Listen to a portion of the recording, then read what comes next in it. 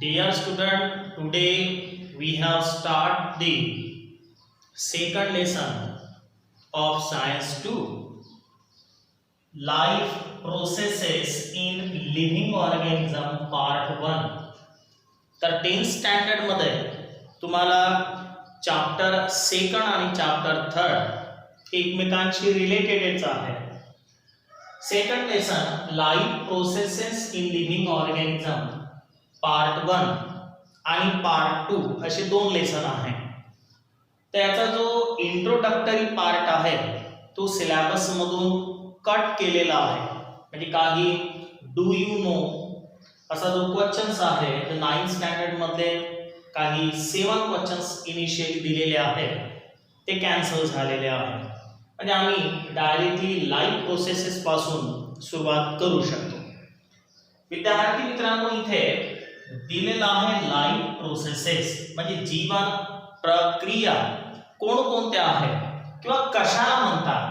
तर सर्वप्रथम आम्ही लाईफ प्रोसेसेस कशाला म्हणतात हे डिफाइन करू.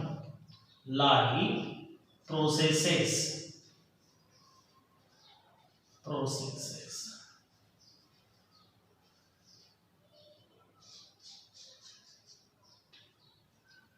The simple definition आहे the processes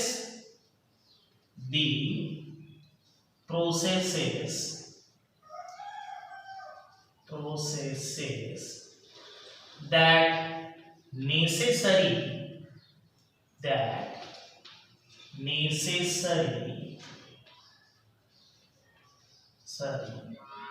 to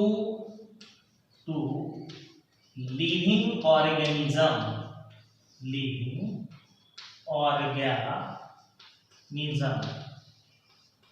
to stay alive किंवा इथे for living organism to stay alive called as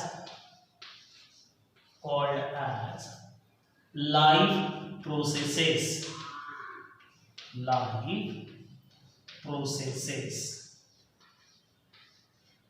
तर सिंपल सी डेफिनेशन आहे अशा प्रोसेस का ज्या सजीवांना विद्यार्थी मित्रांनो गरजेचं आहे त्यांचं जीवन टिकवून ठेवण्यासाठी.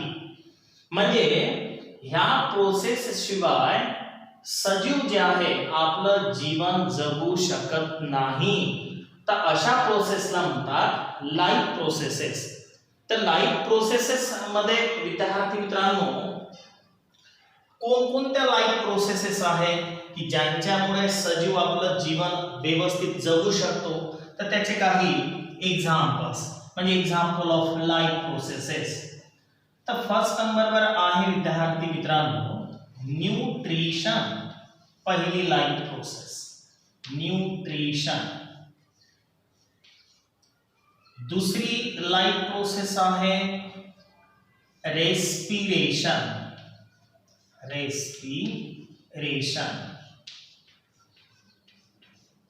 तिसरी लाईफ प्रोसेस आहे ट्रांसपोर्टेशन.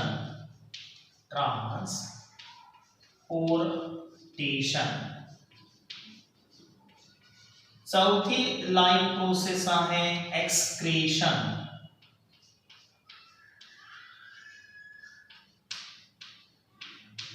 पाचवी लाईफ प्रोसेस आहे विद्यार्थी मित्रांनो growth.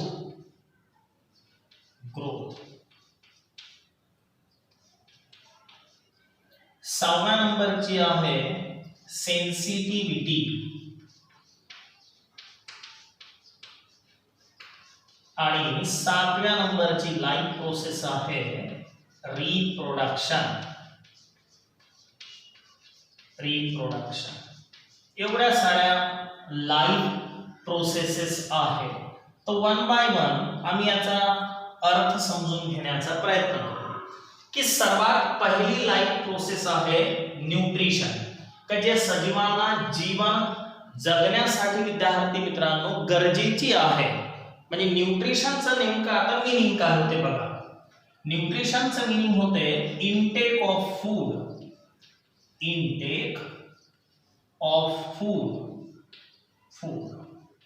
and their utilization by organism.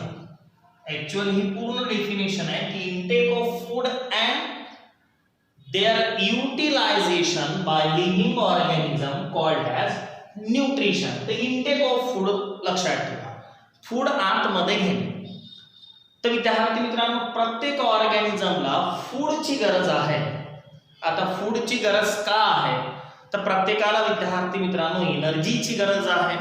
आता ह्या जेवढ्या काही लाईफ प्रोसेसेस आहेत, ह्या लाईफ प्रोसेसेस व्यवस्थित चालण्यासाठी सुद्धा प्रत्येक लाईफ प्रोसेसला एनर्जीची गरज आहे. नवीन टिश्यू तयार करण्यासाठी एनर्जीची गरज आहे, म्हणजे फूडची गरज आहे. जे टिश्यू विद्यार्थी मित्रांनो डॅमेज झाले असतील त्यांना रिपेअर करण्यासाठी सुद्धा फूडची गरज आहे. म्हणजे न्यूट्रिशन ही एक लाईफ प्रोसेस आहे, इनटेक ऑफ फूड. तर आता एक फूड घेण्याचे विद्यार्थी मित्रांनो, म्हणजे फूड वरून विद्यार्थी मित्रांनो ऑर्गॅनिझमचे 3 टाइप्स आहेत. 3 टाइप्स आहेत. आता पहिला विद्यार्थी मित्रांनो सॅप्रोफिटिक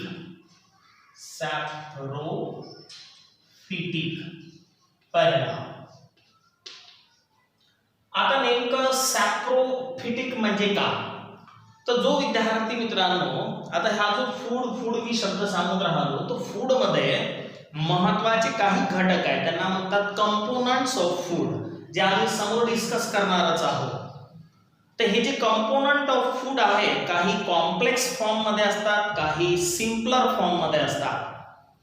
तर कॉम्प्लेक्सचं कन्व्हर्शन सिम्पलर मध्ये करणारे जे ऑर्गॅनिझम आहेत त्यांच्यापासून हे डायरेक्टली विद्यार्थी मित्रांनो हे फूड मिळवतात. आणि जे काही ऑर्गॅनिझम डेड झाले आहेत, डेड ऑर्गॅनिझम आहे, मग तो प्लांट्स असो की ॲनिमल असो, तर डेड ॲनिमल्स किंवा प्लांट्स पासून जे आपलं फूड मिळवतात त्यांना म्हणतात सॅप्रोफिटिक. त्याच्यानंतर दुसरा आहे विद्यार्थी मित्रांनो होलोझोइक. हा जो होलोझोइक आहे विद्यार्थी मित्रांनो, तो फूडला आतमध्ये घेतो आणि आतमध्ये घेतल्यानंतर कॉम्प्लेक्स वाले जे काही कंपोनंट आहेत त्यांचं कन्व्हर्शन सिम्पलर मध्ये करतो. हा काय करतो, बॉडीच्या बाहेरच कॉम्प्लेक्सचं कन्व्हर्शन सिम्पलर मध्ये करतो, नंतर फूडला आतमध्ये घेतो. हा डायरेक्ट फूड आतमध्ये घेतो. याचे एक्झाम्पल म्हणजे फंजा. आणि तिसरा आहे पॅरासिटिक म्हणजे परजीवी. हे विद्यार्थी मित्रांनो फूडचं ब्रेकडाऊनच करत नाही, म्हणजे कॉम्प्लेक्सचं कन्व्हर्शन सिम्पलर मध्ये करत नाही. हे होस्ट ऑर्गॅनिझमच्या ब्लड मधून त्याचं डायरेक्ट सकिंग करतात. जसं गोचिड असेल, उवा असेल, हे त्याचे एक्झाम्पल आहे. ते डायरेक्टच तिथून फूड घेतात. ते कॉम्प्लेक्सचं कन्व्हर्शन सिम्पलर मध्ये करत नाही, ते सिम्पलरच फूड घेतात. तर अशी फूड घेण्यावरून 3 ऑर्गॅनिझम आहे, सॅप्रोफिटिक, होलोझोइक आणि पॅरासिटिक. नंतर नेमकं रेस्पिरेशन म्हणजे काय, तर रेस्पिरेशनचा अर्थ होतो विद्यार्थी मित्रांनो release of energy from assimilated food. आता जे फूड समजा आम्ही बॉडीच्या आतमध्ये घेतलेलं आहे ते विद्यार्थी मित्रांनो सिम्पलर फॉर्म मध्ये आलेलं आहे. ते फूड प्रत्येक सेल जवळ जाईल. सेल जवळ गेल्यानंतर ऑक्सिजन सोबत त्याची रिॲक्शन्स होईल आणि एनर्जी रिलीज होईल. या प्रोसेसला म्हणतात रेस्पिरेशन. तर इथे हेल्प करते विद्यार्थी मित्रांनो रेस्पिरेटरी सिस्टीम. न्यूट्रिशन मध्ये हेल्प करते डायजेस्टिव्ह सिस्टीम. हे एकमेकांसोबत रिलेटेड आहे, कोऑर्डिनेशनने काम करतात. या सर्व ज्या लाईफ प्रोसेस आहे त्या एकमेकांसोबत, इथे वेगवेगळ्या सिस्टीम्स आहेत आणि ते एकमेकांसोबत समन्वयाने काम करतात. म्हणजे हे टीम वर्क आहे, सर्व मिळून विद्यार्थी मित्रांनो काम करतात. नंतर आहे ट्रान्सपोर्टेशन, म्हणजे transport of digested food and oxygen. Digested food and oxygen to each cell of the body. आमच्या प्रत्येक सेल पर्यंत आम्ही जे फूड सिंपलर फॉर्म मध्ये कन्वर्ट केलं आहे त्याला आणि ऑक्सिजनला सेल पर्यंत पोहोचवून देण्याचं काम ज्या प्रोसेस मध्ये होते त्या प्रोसेसला म्हणतात ट्रान्सपोर्टेशन. इथे एक सिस्टीम काम करते ज्याचं नाव आहे ट्रान्सपोर्टेशन सिस्टीम. आणि ट्रान्सपोर्टेशन सिस्टीम मध्ये महत्त्वाचा ऑर्गन आहे हार्ट आणि ब्लड लिंब हे महत्त्वाचे विद्यार्थी मित्रांनो पार्ट आहे. रेस्पिरेटरी सिस्टीम मध्ये लंग्स माहिती असेल, लंग्स हा महत्त्वाचा विद्यार्थी मित्रांनो ऑर्गन्स आहे.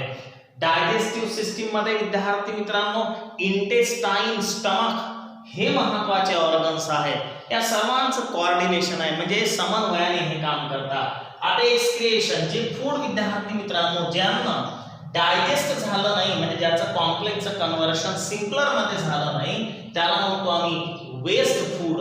तर हे जे वेस्ट फूड आहे शरीराच्या बाहेर फेकणे म्हणजे waste material thrown out from the body.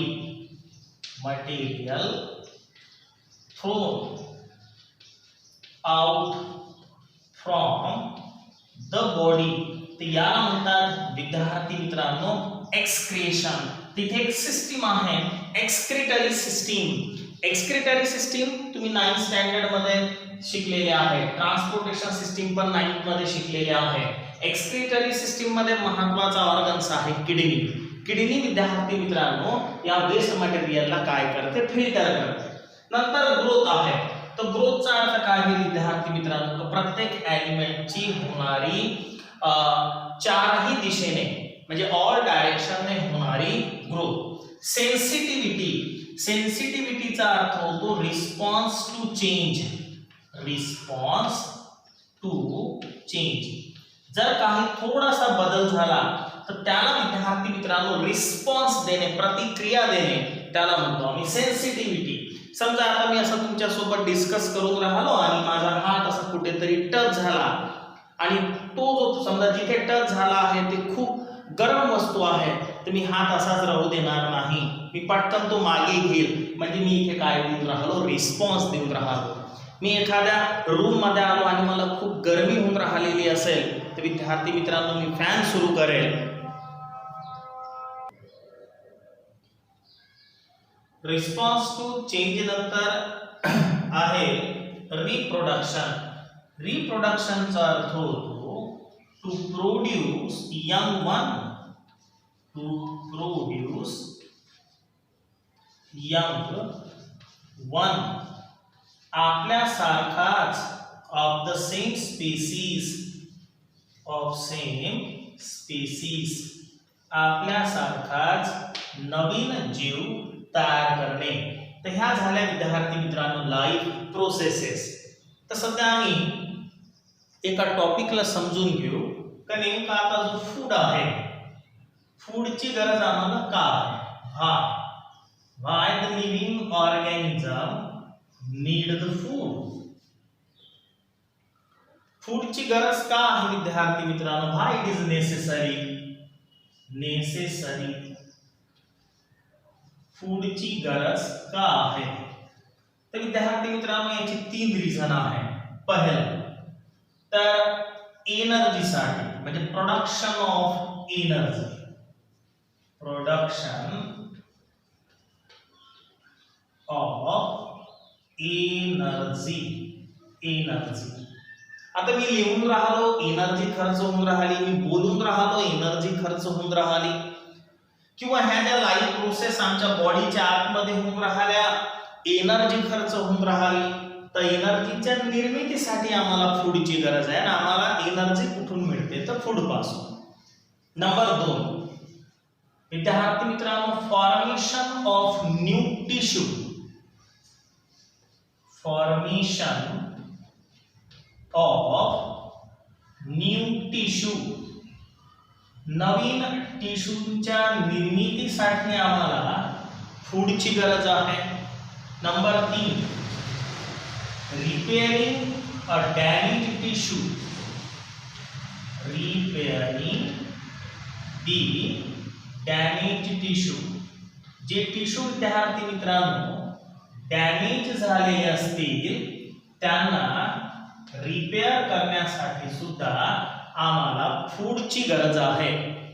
आता असा जो फूड आहे याच्यामध्ये असं काय आहे विद्यार्थी मित्रांनो की ज्यांच्यापासून आम्हाला एनर्जी मिळते, नवीन टिश्यू तयार होतात किंवा जे खराब होत असलेले जे टिश्यू आहेत त्यांना रिपेअर करण्याचं काम हा फूड मध्ये करतो. तर त्याला विद्यार्थी मित्रांनो न्यूट्रिएंट्स म्हणतात. तर त्याची एक सिंपल डेफिनेशन आहे, the components of food, components of food which provide energy,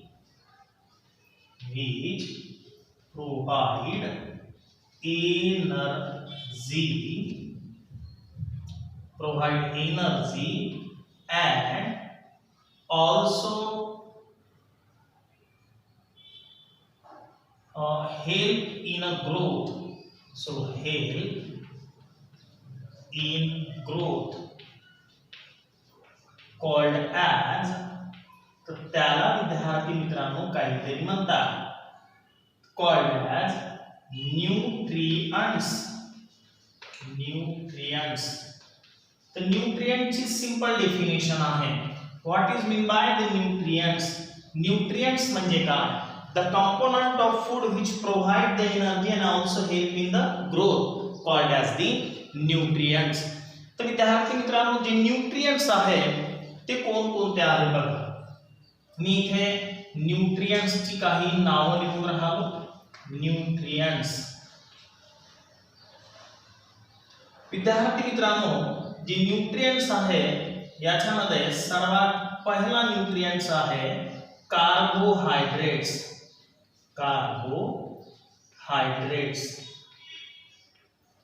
दुसऱ्या नंबरचा न्यूट्रिएंट्स आहे प्रोटीन.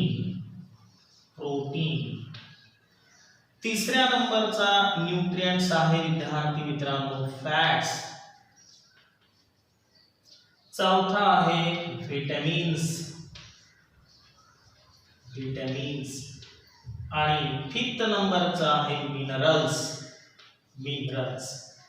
आता तुम्ही कोणत्याही टाइपचं फूड ईटिंग करा, म्हणजे कोणतंही फूड खा, व्हेज और नॉन व्हेज, तर त्याच्यामधून तुम्हाला हे पाचच विद्यार्थी मित्रांनो न्यूट्रिएंट्स मिळतील. कार्बोहायड्रेट्स, प्रोटीन, फॅट्स, व्हिटॅमिन्स आणि मिनरल्स. त्याच्यापैकी हे जे तिघ जण तुम्हाला दिसून राहिले कार्बोहायड्रेट्स, प्रोटीन आणि फॅट्स, यांना विद्यार्थी मित्रांनो कॉम्प्लेक्स न्यूट्रिएंट्स म्हणतात. म्हणजे हे कॉम्प्लेक्स न्यूट्रिएंट्स आहेत. Complex nutrients. आता यांना कॉम्प्लेक्स का म्हणतात? तर विद्यार्थी मित्रांनो हे न्यूट्रिएंट्स वॉटर सोल्युबल नाही, म्हणून यांना कॉम्प्लेक्स न्यूट्रिएंट्स म्हणतात. आणि हे दोघं वॉटर सोल्युबल आहे, म्हणजेच यांना सिंपलर न्यूट्रिएंट्स म्हणतात. These are the simpler nutrients. का simpler? Because they are directly absorb in the water. मग हे जर कॉम्प्लेक्स असतील तर यांचं कन्व्हर्शन सिंपलर फॉर्म मध्ये केल्या जाते. जर कॉम्प्लेक्सचं कन्व्हर्शन सिंपलर मध्ये होत असेल तर त्याला डायजेशन म्हणतात. जसं आम्ही मराठीमध्ये म्हणतो पचन. पचन म्हणजे नेमकं काय? तर कॉम्प्लेक्सचं कन्व्हर्शन सिंपलर मध्ये होणे. तर विद्यार्थी मित्रांनो कार्बोहायड्रेटचा जो सिंपलर फॉर्म आहे तो आहे ग्लुकोज. हा सिंपलर फॉर्म आहे. C6H12O6 हा त्याचा फॉर्म्युला आहे.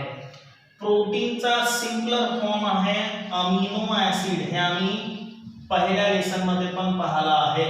अमिनो ऍसिड एकमेकांसोबत जॉईंट होतात पेप्टाइड बॉन्डने आणि पॉलीपेप्टाइड चेन तयार होते, त्यालाच म्हणतात प्रोटीन. तर प्रोटीनचा सिंपल फॉर्म आहे अमिनो ऍसिड.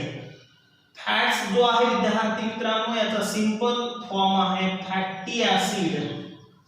फॅटी ऍसिड आणि दुसरा आहे ग्लिसेरॉल. ग्लिसेरॉल हे दोन याचे सिंपलर फॉर्म आहे.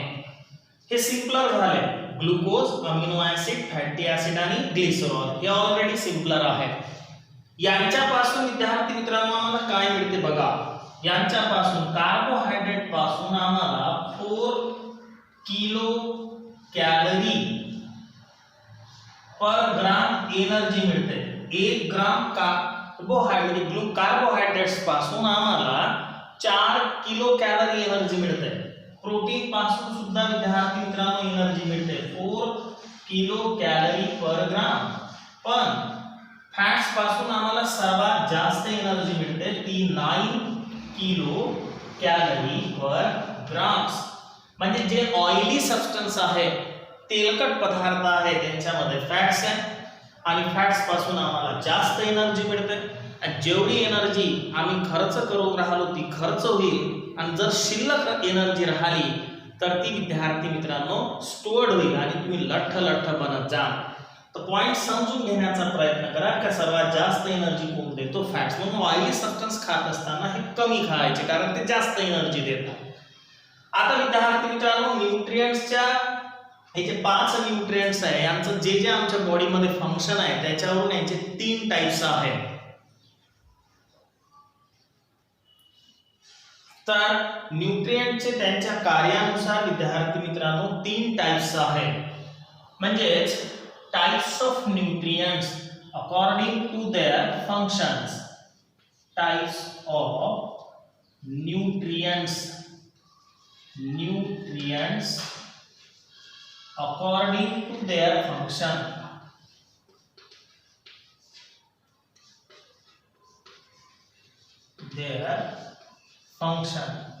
कार्यानुसार यांचे विद्यार्थी मित्रांनो 3 टाइप्स आहेत. नंबर 1 पहिला आहे विद्यार्थी मित्रांनो energy giving nutrients. Energy giving nutrients. Energy giving nutrients. तर विद्यार्थी मित्रांनो जो एनर्जी गिव्हिंग न्यूट्रिएंट्स आहे ते आहे कार्बोहायड्रेट्स आणि fats. Carbohydrates and fats. Fats पासून पण एनर्जी मिळते आणि कार्बोहायड्रेट्स पासून सुद्धा एनर्जी मिळते. आणि हे नसले तर विद्यार्थी मित्रांनो प्रोटीनचा म्हणजे अमिनो ऍसिडचा यूज केला जातो एनर्जी मिळवण्यासाठी. नंबर 2 सेकंड जो आहे body building nutrients. Body building nutrients. आता बॉडी बिल्डिंग तर विद्यार्थी मित्रांनो आमचे टिश्यू सेल यांचं जे कवरिंग आहे ते बनलेलं आहे विद्यार्थी मित्रांनो या अमिनो ऍसिड म्हणजे स्पेशली प्रोटीन पासून. तर पॉइंट लक्षात ठेवायचा की बॉडी बिल्डिंग न्यूट्रिएंट्स कोणता आहे तर तो आहे प्रोटीन. नंबर 3 विद्यार्थी मित्रांनो नंबर 3 तो आहे protective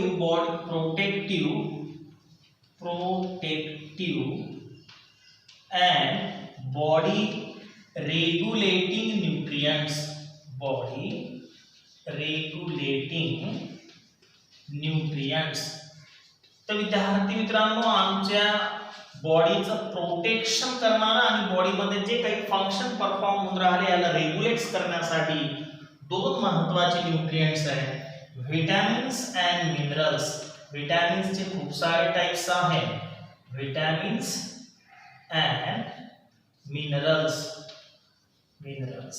Vitamin A, vitamin B, vitamin C, vitamin D, vitamin E, vitamin K म्हणजे विटॅमिनचे 6 टाइप आहे. आता त्याच्यातलेही काही वॉटर सोल्युबल आहे आणि काही फॅट सोल्युबल आहे. म्हणजे काही फॅट्स मध्ये सोल्युबल असतात काही वॉटर मध्ये. आणि जो बी आहे त्याला कॉम्प्लेक्स विटॅमिन्स म्हणतात. त्याचे 12 टाइप्स आहेत म्हणजे B1, B2, vitamin B1, vitamin B2, vitamin B3, vitamin B4 ते विटॅमिन B12 पर्यंत.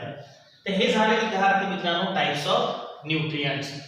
आता आमच्या बॉडीमध्ये जे काही लाईफ प्रोसेस मी तुम्हाला सांगितल्या या सर्वांचं एकमेकांसोबत कोऑर्डिनेशन आहे.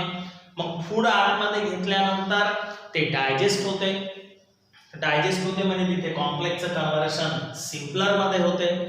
हे सिम्पलर मध्ये झालं का ब्लड मध्ये ऍब्सॉर्ब होते. ब्लड साठी मग ट्रान्सपोर्टेशन सिस्टीम आहे. ब्लड प्रत्येक सेलला सप्लाय करते, ऑक्सिजन पण सप्लाय करते. सेल मध्ये मायटोकॉन्ड्रिया नावाचा सेल ऑर्गनल्स आहे. तो या ग्लुकोजची रिएक्शन ऑक्सिजन सोबत करतो म्हणजे ग्लुकोजचं ऑक्सिडेशन करतो. त्या प्रोसेसचं नाव रेस्पिरेशन आहे. आणि कार्बन डायऑक्साइडनं पाणी तयार होते पण सोबतच विद्यार्थी मित्रांनो एनर्जी तयार होते. आणि या सर्व प्रोसेसवर लक्ष ठेवून आहे आमची नर्वस सिस्टीम म्हणजे या सर्वांना कंट्रोल करण्याचं काम करते नर्वस सिस्टीम. हे आता आम्ही आमच्या नेक्स्ट व्हिडिओमध्ये डिस्कस करू.